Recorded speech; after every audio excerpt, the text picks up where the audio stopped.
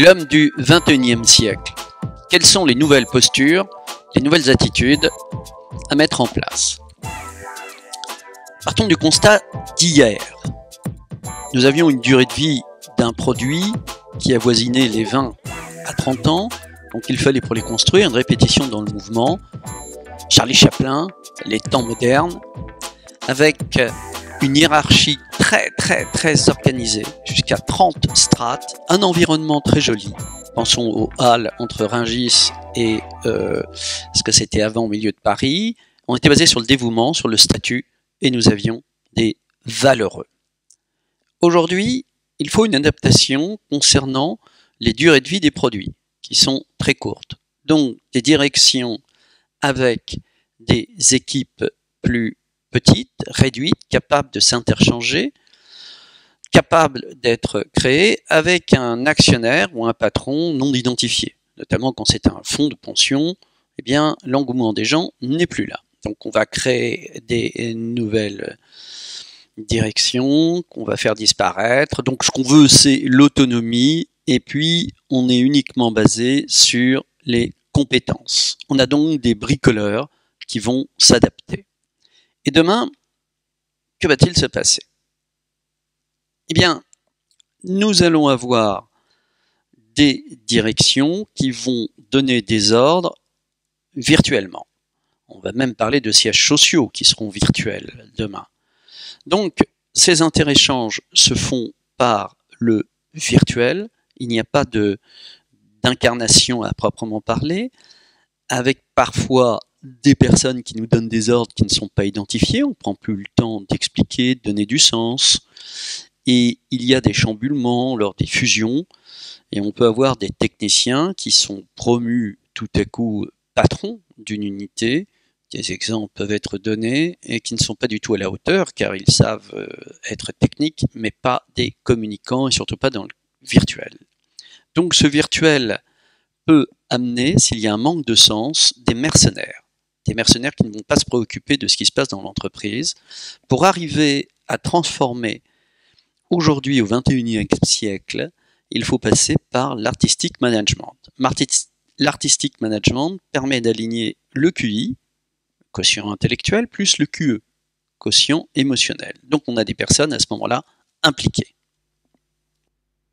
Récapitulons le modèle d'hier. Le modèle d'hier, nous avions un patron face à un produit long dans son cycle de vie. Donc on descendait les informations, point barre. On se moquait éperdument du retour d'informations. Il fallait produire. C'était établi.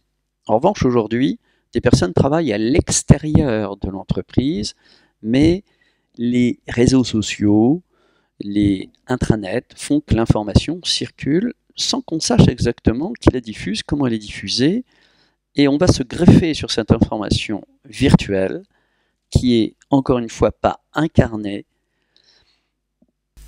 avec des rumeurs, des informations qui ne sont pas portées en chair et en sang par les personnes. Donc parfois le patron est complètement étranger. Alors il faut partir du principe qu'aujourd'hui, on va encore plus loin que cette adaptation d'hier, c'est-à-dire qu'un projet ne ressemble en aucun cas à un autre projet. Il faut donc une vision tout à fait créative, adaptée, pour éviter de configurer la même chose à chaque fois. Il faut être capable de s'adapter, capable d'être mobile. Par exemple, si je suis chef de projet, eh bien, de me mettre dans un projet en ressources. Ce qui n'est pas une mentalité développée. Donc ça demande à la fois de la souplesse, du non-égo et la capacité à savoir interréagir. Là encore, les organigrammes traditionnels jouent des tours. Je les appelle des petits cercueils. Il faut être capable de se centrer autour d'un projet, donc d'organiser la communication à tous les niveaux, une communication qui fasse en sorte qu'on se centre comme un œil sur le projet, qu'on mette toutes ses ressources pour construire ce projet, et pas du tout d'une manière organigramme classique. Donc, lorsque l'on veut concevoir l'originalité d'un projet, il faut passer par l'artistic management une adaptation créative permanente. C'est une mise en scène du projet. Et l'on va retrouver des attitudes, des postures qui sont très différentes, une nouvelle prise de parole basée sur l'interéchange et non sur le leadership à la papa à remplacer par lead vocal. Chef de projet debout, un artiste qui façonne à l'aide du design thinking, brain map, et fini les PowerPoint. Et puis les PowerPoint aux slides interminables, vides de sens, remplis de mots, alors qu'une slide doit être constituée de dessins et d'une idée toutes les 3 minutes, à remplacer par des quick avancements, une seule slide imagée pour des projets très lourds. Une formation spécifique existe. Donc on est dans un autre état d'esprit, ce qui nous amène à considérer qu'hier, par exemple, les objectifs étaient imposés, on ne les discutait pas.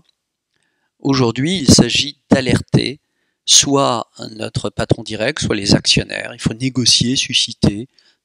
Le statut d'hier est à remplacer par la fluidité. Il faut être capable de sortir de son statut. Le dévouement, eh bien, c'est l'innovation partagée, créative. Valeur pudeur, eh bien, le management doit être artistic management, c'est-à-dire c'est une toute autre considération pratiquement révolutionnaire.